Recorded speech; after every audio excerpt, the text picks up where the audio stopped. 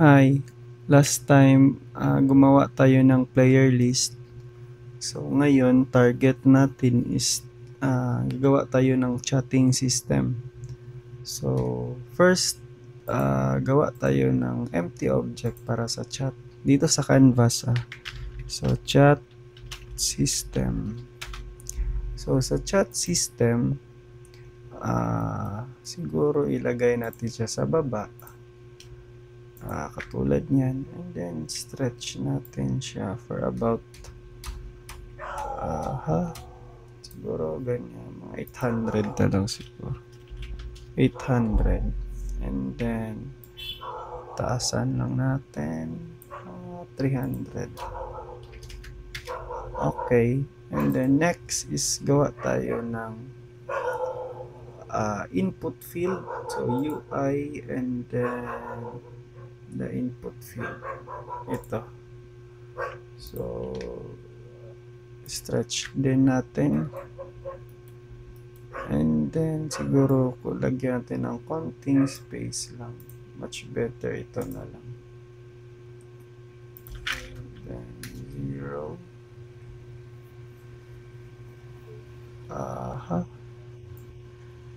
Ganyan. Tapos siguro 750. Ganyan. Sobrang liit pala. Kasi may ground pa dyan. So, lakihan na lang natin. Dito naman, sa text area, auto size nyo yan. And then, after nyan, gawa tayo ng button. So, button, nasa na ba? Ito. So, send. Or it's either dapat uniform 80, and then 80, tapos ganyan.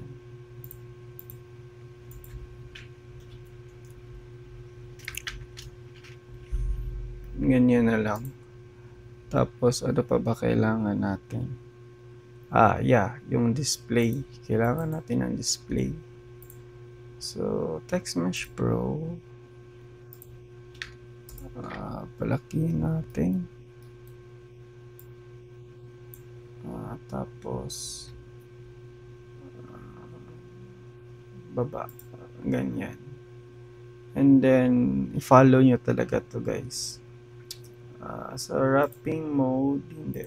Sa overflow pala, dapat naka scroll rect. Ganyan. Kasi for example, mag-chat ako pa dito. Ganyan. So, ganyan. Yan yung purpose. So, next is gawa na tayo ng script. So, first, gawa tayo ng chat manager na script. Create mono behavior, chat manager. Then, open. Sa chat manager, ito yung kailangan natin na import. And then, gagawin natin tong instance. So, public na static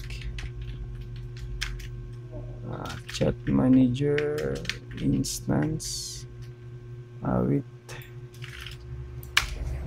and then private na network list.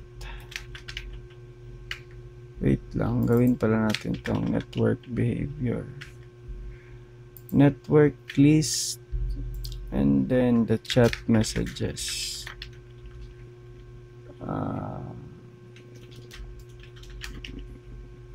Message. So, gawa pa muna tayo ng struct na class nito. Struct na class. Struct na script. Hindi pala struct na class. Kasi magkaiba yung struct at saka class.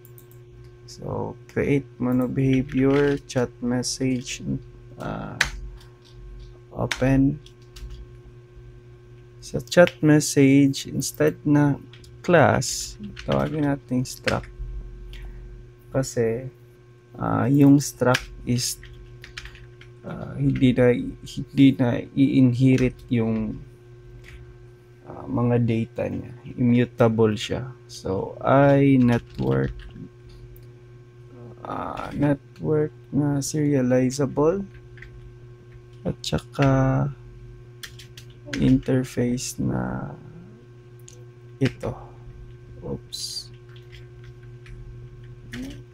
Equatable na chat message.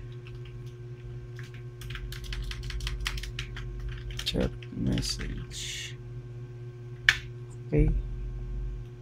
So, using system. Meron na.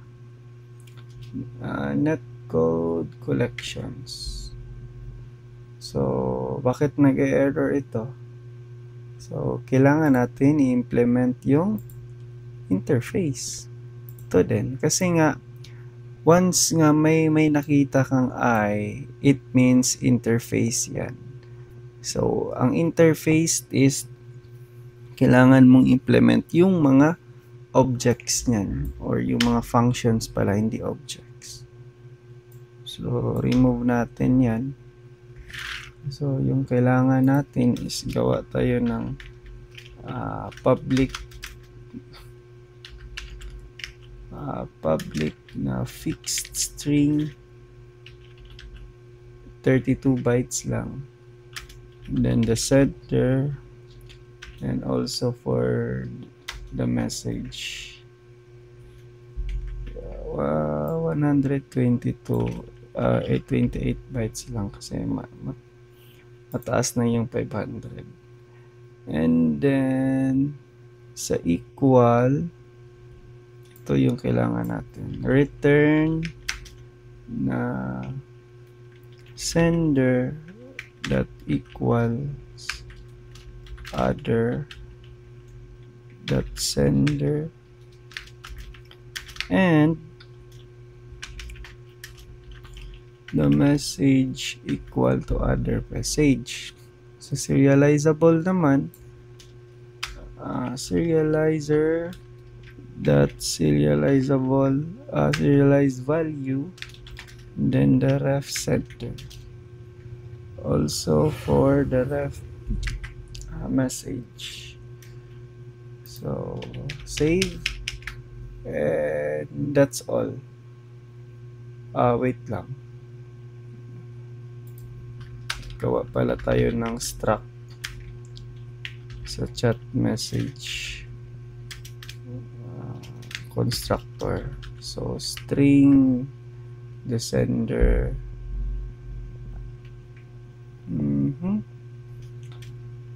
sender, and then the string message, tapos this that sender equals the sender, and then that's it. Tapos dito continue tayo dito. So yung kulang lang dyan is on messages update,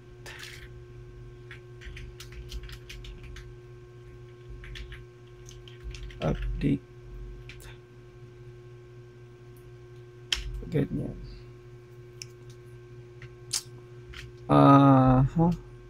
Hindi.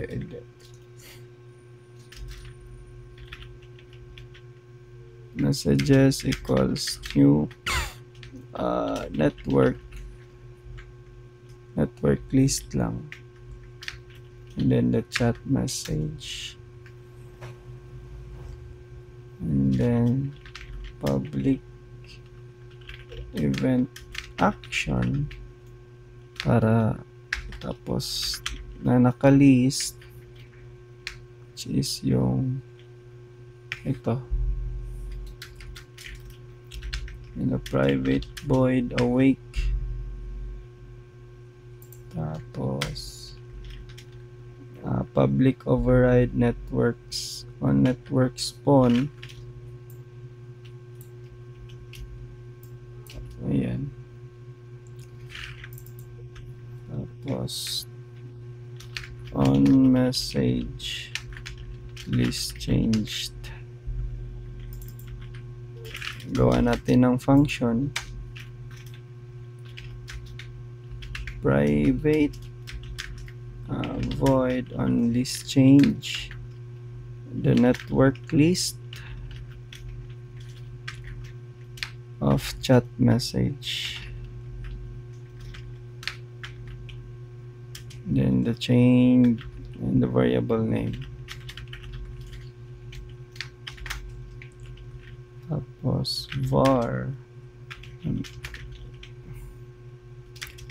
equals to new list of chat message. Yeah. And then bucket light. And then for each, yan. Tapos invoke natin. Tawagin natin yung function on message update, and then invoke the last one. Hindi pala. So public void na send chat message na may parameters of string sender and then the string text or yung message.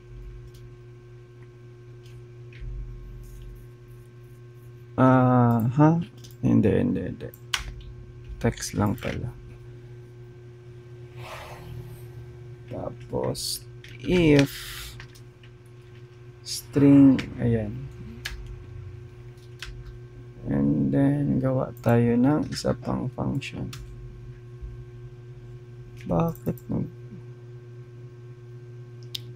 messages on list? Sige na lang. Return lang tayo mamaya na. Una, gawa tayo ng server RPC. And then it requires ownership false. Tapos private void add message server RPC and the string sender and the string text. Tapos messages that add. Ayan. So bakit nag-error ito? So we forgot to put event here. And then the last one is gamitin natin ito. So ayan. So save, and then save. Then the next script is for chat UI. That would be part 6B. So stop ko muna dito.